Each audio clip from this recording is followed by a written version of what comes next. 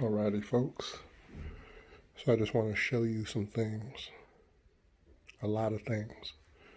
It's what this machine here did to the carpet. Left it too wet.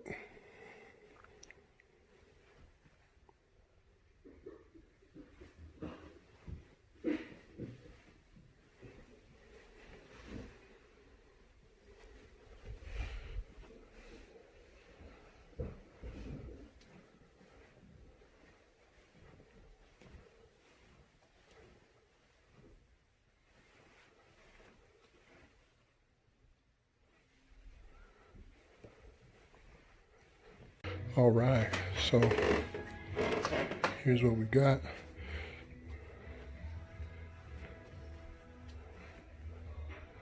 I'm gonna spray some browning treatment on some of the areas, like you see here.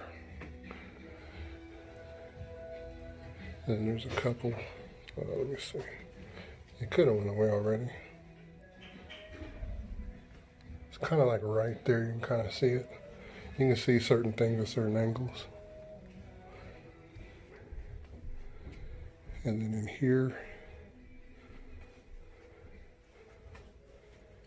got one little one right there.